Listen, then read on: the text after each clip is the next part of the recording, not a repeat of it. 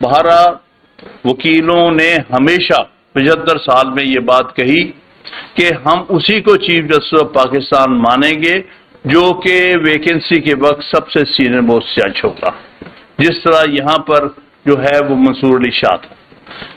جب کبھی بھی یہ اصول توڑا گیا اس سے قوم نے بھی اور عدلیہ میں بہت تباہی آئی، چاہے وہ 1954 میں انہوں نے ابو صالح محمد اکرم کو جو اگنور کر کے، جو سینئر موسٹ جج تھا فیڈرل کورٹ کا، اس کو اگنور کر کے اس کے جگہ منیر کو لائے۔ اس کے بعد جو منیر نے اس ملک کے ساتھ اور اس کے آئین کے ساتھ کھلواڑ کیا ہے وہ آپ سب جانتے ہیں۔ اسی طرح 1994 میں دوسری دفعہ توڑا گیا، اس وقت بھی پیپلز پارٹی کی حکومت تھی۔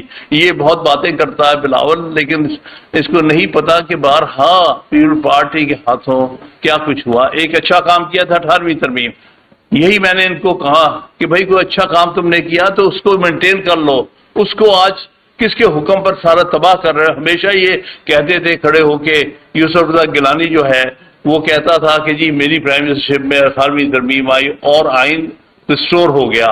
آج وہ رو رہا ہے، ہمارے سامنے رویا ہے، دیکھیں جی اس 18ویں ترمیم سے مجھے انہوں نے ریموو کر دیا تھا۔ اصل میں یہاں پر رونا یہ ہے، ایک کہتا ہے جو آج چیئرمین سینٹ بنا بیٹھا ہے جو پرائم منسٹر تھا کہ مجھے کیوں نکالا، دوسرا جو پرائم منسٹر تھا اور اس کو انہوں نے سپریم کورٹ نے فارغ کیا، وہ کہتا مجھے کیوں نکالا۔ اس لیے وہ کہتے ہیں ہم اس کے بدلے میں سارے ججز کو نکال دیں گے۔ یہ یوسف رضا گیلانی اور نواز شریف کے نکالے جانے کا بدلہ لیا جا رہا ہے ساری عدلیہ کے ساتھ۔ بھائی جنہوں نے نکالا تھا وہ تو خود جا چکے ہیں، تم ان بیچاروں کے ساتھ بدلہ لے رہے ہو، شرم کا مقام ہے۔ تو لہذا ہم تو اسی کو چیف جسٹس مانیں گے، اور یا آفریدی وہ اچھا جج ہے، اس کو یہ قبول نہیں کرنا۔ آج ہم اپیل کر رہے ہیں اس کے پاس کہ تمہارا ابھی تک اچھا ریکارڈ ہے، تمہیں لوگ اچھا جج سمجھتے ہیں، تم اپنی باری پہ آؤ چیف جسٹس۔ تمہاری باری آئے گی منیب اختر کے بعد، یعنی منصور علی شاہ کے بعد منیب کی باری ہے، منیب کے بعد یحییٰ کی باری ہے۔ تم دو کے سروں سے کود کر نہیں بن سکتے چیف جسٹس، اس سے ساری عدلیہ درم برم ہو جائے گی اور یہ اصول بھی ٹوٹ جائے گا۔ ہم آپ سے پھر کہتے ہیں کہ آپ کے پاس آپشن ہے، اس وقت قبول مت کرو، اپنے وقت پہ قبول کرنا، تمہاری عزت رہ جائے گی قوم۔ آج تم یہ قبول کرو گے، ساری عمر تمہیں یہ قوم ایک یوزرپر سمجھے گی، ارشاد حسن خان سمجھے گی۔ تو اس لیے اپنی عزت بچاؤ، اپنا نام بچاؤ، کوئی فرق نہیں پڑتا سال کے لیے چیف جسٹس ہے، 3 سال کے لیے ہے۔ یہ ایک صاحب جو ابھی جا رہے ہیں 25 تاریخ کو، ایک سال میں جتنا انہوں نے ڈیمیج کیا ہے آئین کو، عدلیہ کو اور ہر ادارے کو، اتنا تو شاید 10 سال میں کوئی چیف جسٹس نہ کر سکتا ہو۔ لہذا 1 سال ہو یا 3 سال ہو، کوئی فرق نہیں پڑتا۔ اگر نیک نامی سے جاؤ گے، اچھے الفاظ میں یاد کیے جاؤ گے، اگر اس طرح سے آفس ہولڈ کرو گے تو اس کے بعد تم قوم کے ایک مجرم کے طور پہ نظر آؤ گے۔ تو ہم یحییٰ آفریدی کو کہتے ہیں کہ خدارا آپ سے ہم اچھی توقعات رکھتے ہیں، آپ اس کو قبول مت کریں، تاکہ پھر جس کا حق ہے حقدار کو اس کا حق ملے۔ تمہیں تمہاری وقت پہ تمہارے ٹرن پر تمہیں ملنا چاہیے، اور یہ مقصد ان کا یہ ہے 3 نمبر سے اٹھا کے چیف جسٹس بنانے کا کہ یہ جوڈیشری، یہ سپریم کورٹ آپس میں لڑے اور چل نہ سکے، کمزور ہو جائے، ہمارے حکم مانے، ہم بیٹھ کے جو حکم دیں وہ مانے، جو ہمیں آگے پیچھے جو حکم آئے وہ ہم ان پر حکم چلائیں، تو یہ غلاموں کے غلام بننے کے برابر ہے۔ اس لیے مت قبول کرو، یا تم سے ہم اچھی توقعات رکھتے ہیں، لیکن اگر تم کرو گے قبول، وکلا تمہیں کبھی نہیں قبول کریں گے وداؤٹ چیف جسٹس کے۔ دوسرا، یہ کانسٹیٹیوشنل بینچ کا آئیڈیا جو تھا یہ ہماری وکلا کی طرف سے ہمیشہ آیا تھا کہ اور بینچز کے ساتھ کانسٹیٹیوشن بینچ ہونا چاہیے جو کہ اوریجنل جورسڈکشن ایکسرسائز کرے سپریم کورٹ کی، آرٹیکل 184 اور 186 کی۔ یہ ہمیشہ سے ہمارا مطالبہ، لیکن اس کی شرط یہ ہے کہ اس میں کوئی پولیٹیسائزیشن نہیں ہونی چاہیے، کوئی پولیٹیکل کمیٹی بیٹھ کے نہیں فیصلہ کرے گی کون کانسٹیٹیوشنل کورٹ کا ہیڈ ہو، کون اس کے ممبرس ہو، بلکہ انڈیا میں بڑا کلیئر پریسیڈنٹ ہے، ان کے ہاں کانسٹیٹیوشنل بینچ ہوتا ہے سپریم کورٹ کا، وہ اس کو پریزائڈ کرتا ہے چیف جسٹس، اور 4 سینئر موسٹ جج اس کے ممبرس ہوتے ہیں۔ ہمارا بھی یہی مطالبہ ہے، کانسٹیٹیوشنل بینچ ہو، اس کو پریزائڈ کرے چیف جسٹس، اور 4 سینئر موسٹ جج اس کے ممبرس ہوں۔ اس لیے ہم سمجھتے ہیں کہ یہ آئینی سو کالڈ آئینی ترمیم جو ہے وہ انویلڈ ہے، کیونکہ اس نے آئین کا بنیادی سٹرکچر ڈھانچہ ہلا کے رکھ دیا ہے، اس نے بنیادی فیچرز کو ختم کر دیا ہے، جن میں 2 بنیادی فیچرز ہیں جو کہ فل کورٹ سپریم کورٹ نے 2015 میں ڈسٹرکٹ بار ایسوسی ایشن راولپنڈی والے کیس میں کہے تھے۔ ان میں سے 2 جو بنیادی فیچرز ہیں، انڈیپینڈنس آف جوڈیشری، اس پر کوئی کمپرومائز نہیں ہو سکتا آئین میکنگ میں، اور دوسرا سیپریشن آف پاورز، کوئی کام نہیں ہے ایگزیکٹو کا، پارلیمنٹ کا، کہ وہ ججز ہائی کورٹ یا سپریم کورٹ کے اپوائنٹ کرے اور کسی ایسی کمیٹی میں بیٹھی ہو جو یہ فیصلہ کرے کہ سی جے پی کس کو ہونا چاہیے۔ جو باتیں کر رہے ہیں ان کی شکلیں دیکھو، نہ ان کو قانون کا پتہ، نہ آئین کا پتہ، اور نہ ان کو پتا کہ ہم نے کرنا کیا ہے، ان کو صرف آرڈرز کا پتہ ہے جو پیچھے سے آتے ہیں کہ بھائی اس کو نہیں کرنا، اس کو کر دینا، تاکہ وہ زیادہ آسانی سے ہمارے ہاتھ میں کھیلیں گے، اور یہ کہتے ہیں کہ ہم پارلیمنٹیرین ہیں۔ شرم کا مقام ہے، تم ایک صرف ایک شرمناک تمہارا رول ہے۔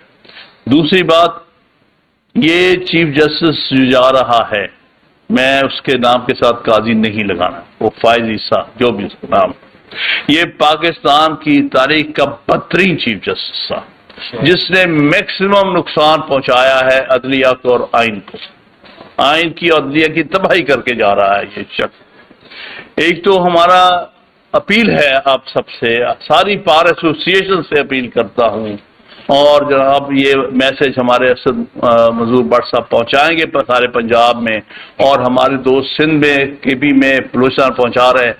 25 تاریخ کو جو اس کا آخری دن ہے، ہم یوم نجات منائیں گے، ساری بار یوم نجات بنائیں گے اس دن۔ ایک غیر آئینی حرکتیں کرنے والا، یہ ترمیم ہو ہی نہیں سکتی تھی جب تک یہ فلور کراسنگ کا دروازہ نہ کھولتا۔ اس نے جان بوجھ کے ہارس ٹریڈنگ اور فلور کراسنگ کا دروازہ کھولا، 63A کی انٹرپریٹیشن بدل کے رستہ دیا کہ جاؤ آپ زبردستی اٹھا لو، اب خرید و فروخت کرو، آپ اپنی پارٹی کے خلاف ووٹ حاصل کرو۔ یہ ساری چیز اس نے دیدہ دانستہ طور پر ان قوتوں کے ساتھ مل کر جو اس ملک میں آئین کا جنازہ نکالنا چاہتے ہیں اور عدلیہ کی ختم کرنا چاہتے ہیں، لہذا خواہش تم اتنا نقصان کر کے نہ جاتے، ہمیں اتنا بڑا یوم نجات نہ منانا پڑتا، لیکن یہ قوم کے لیے بہت اہم دن ہے 25 تاریخ، جس دن ایک بہت ہی غلط قسم کا چیف جسٹس ہماری جان چھوڑ رہا ہے، لیکن پیچھے جو لیگیسی چھوڑ کے جا رہا ہے وہ بڑی خوفناک ہے، جس کے لیے ہمیں پتہ نہیں کتنا عرصہ کام کرنا پڑے۔ کسی نے مجھ سے پوچھا تھا کہ آئین پہ آپ کیا کر لیں گے، میں نے کہا یہ جو امینڈمنٹس ہوئی ہیں کبھی رہ نہیں سکتی، اتنی انجسٹ، اتنی غلط، اتنی غیر آئینی ترامیم کبھی ٹھہر نہیں سکتی۔ کوئی قوم جو ہے اگر اس قوم کا کوئی مقصد اور فیوچر ہے تو یہ نہیں ٹھہر سکتی، لیکن مسئلہ یہ ہے کہ آخرکار یہ ختم ہو جائیں گی، چاہے سال لگے، 2 سال لگے، 5 سال لگے، 10 سال لگے، یہ رہ نہیں سکتی۔ لیکن اس کو ختم کرنے میں جو قوم پر ایک کاسٹ قوم پے کرے گی، جس کو ہم کہتے ہیں بہت بڑی قیمت ادا کرے گی، یہ ساری چیز کو درست کرنے میں درست تو کرنی پڑے گی، کیونکہ یہ ورکیبل ہی نہیں ہے۔ بھلا آپ خود سمجھتے ہیں، ہم جو ہمارے وکیل بھائی جانتے ہیں، آرٹیکل 199 کانسٹیٹیوشن جورسڈکشن ہے ہائی کورٹس کی۔ بھائی آپ سارے آرٹیکل 199 کے کیسز کیا ایک بینچ کو دے سکتے ہیں ہائی کورٹس میں؟ کم از کم آدھے سے زیادہ بینچز جو ہیں وہ آرٹیکل 199 کے کیسز سنتے ہیں۔ آپ اس سے پتہ چلتا ہے کتنے یہ جاہل لوگ ہیں جو یہ ترمیم تیار کر رہے ہیں، جن کو یہ احساس نہیں ہے کہ ہائی کورٹس میں کانسٹیٹیوشنل بینچز نہیں بن سکتے۔ سپریم کورٹ میں صرف اس لیے بن سکتا ہے کہ وہ صرف اور صرف کنفائنڈ ہوتا ہے اوریجنل جورسڈکشن پر. سپریم ہائی کورٹ میں تو آدھے سے زیادہ کیسز جو ہیں اوریجنل جورسڈکشن کے ہیں, آئینی جورسڈکشن کے ہیں, تو اس کے لیے آپ کس طرح ایک بینچ سے 2 بینچ سے پہلے ہی گزارا نہیں ہو رہا ہے, آپ کے سارے بینچز بنا دیتے ہیں, پھر نہیں وہ کیسز ڈسپوز آف ہوتے. تو یہ ورچولی ہائی کورٹس کو تباہ کرنا چاہتے ہیں, اور اصل مقصد کے پیچھے لوگوں کے بنیادی حقوق سلب کرنا. کیونکہ آرٹیکل 190 کا بیسک مقصد ہی جو ہے وہ عوام کے جو ہمارے سٹیزنز ہیں ان کے بنیادی حقوق کا تحفظ کرنا. یہ ہائی کورٹس کی پرائمری کانسٹیٹیوشنل رسپانسبلٹی ہے, وہ سلب کرنے کے لیے بنایا گیا ہے تاکہ ایک بینچ سے ہینڈل نہ ہو اور لوگ بیچارے اپنے بنیادی آئینی حقوق سے بہرا ہو جائے. تو اس لیے میں اس صورت میں آخری جو بات کہنا چاہتا تھا, جس پر ہم نے چاروں صوبوں میں اور اسلام آباد میں کنسنسس کیا ہے, اسد صاحب جانتے ہیں, ایک ایکشن کمیٹی ہم نے فارم کر لی ہے اس تحریک کو آگے لے جانے کے لیے, جس میں چاروں صوبوں کے اور اسلام آباد کے نمائندگان موجود ہوں گے, اور وہ انشاءاللہ تعالی اس تحریک کو آگے لے کے جائیں گے. اس وقت تک ہم اسٹرگل کریں گے جب تک یہ جو غیر آئینی ترامیم ہیں ان کا خاتمہ نہیں ہو جاتا. ہم ہر طرح کی قربانیاں دیں گے اس ملک کے وکلا, کیونکہ اگر یہ ترامیم قبول ہو جاتی ہیں تو ہمارے کالے کوڈ کا کوئی مقصد نہیں رہ جاتا. پھر یہ عدالتیں جو ہیں یہ غلامی کی عدالتیں بن جائیں گی, یہ آئین کی عدالتیں نہیں رہیں گی. یہ حکم مانا کرے گی جو حکم ان کو رات کے اندھیرے میں, جس طرح پارلیمنٹ کو رات کے اندھیرے میں حکم آتا ہے, تو یہ بھی اسی طرح مانیں گے. یہاں پر پھر سارے انٹیلیجنس ایجنسیز کے لوگ ہر جج کے ساتھ مقرر کیے جائیں گے جو بتا دیں گے کہ یہ پیچھے سے آرڈر آ گیا ہے, آپ نے اس کیس کو اس طرح ڈسپوز آف کرنا. سوال یہ ہے کیا ہم وکلا جو آزاد عدلیہ, آزاد مملکت, آزاد آئین کے رکھوالے ہیں, کیا ہم اس سچویشن کو برداشت کر سکتے ہیں؟ کسی صورت نہیں. لہذا ہم یہ ایکشن کمیٹی بنا رہے ہیں جس میں ہمارے نمائندے ہوں گے, ہائی کورٹ بار ایسوسی ایشن, بار کونسل سے نمائندے ہوں گے, اور جو انڈیپینڈنٹ ممبرس ہیں میں ان کی بات نہیں کر رہا. مثال کے طور پر جو اس وقت بکاؤ مال ہیں, جو اپنے آپ کو سپریم کورٹ بار کا صدر کہتا ہے اور ساتھ ہی تالی بجا رہا ہے کہ ہاں بڑا اچھا کیا, ابھی 30 نمبر سے اٹھا لیا. یعنی تمہارے بنیادی اصول توڑے گئے اور اس پر تالیاں بجانے والے. اس قسم کے ہم سے بھی غلطیاں ہوتی ہیں. ہمیں چہرے نہیں ہم پہچانتے, ہم یہ نہیں جانتے کہ کون حقیقت میں وکیل ہے کون ٹاؤٹ ہے, اسی لیے ہم ایسی غلطیاں کر کے سزا بھگتتے ہیں. آج ہم سزا بھگت رہے ہیں غلط سلیکشنز کی, غلط الیکشنز میں ہم. تو اس لیے میرے بھائیوں یہ وقت لمحہ فکریہ ہے ساری قوم کے لیے اور ہم سب وکلا کے لیے جو اصل میں اس ملک میں آئین کے سپاہی ہیں, آئین کے پروٹیکٹر ہیں. اور یہی پیغام ہم اپنی طرف سے لاہور سے دینا چاہتے ہیں. ہم نے پرسوں کوئٹہ سے بالکل یہی پیغام گیا ہے, کل کراچی سے یہ گیا ہے, آج اسد صاحب سے میں نے ریکویسٹ کی تھی, انہوں نے مہربانی کر کے ہم سب کو اکٹھا کیا.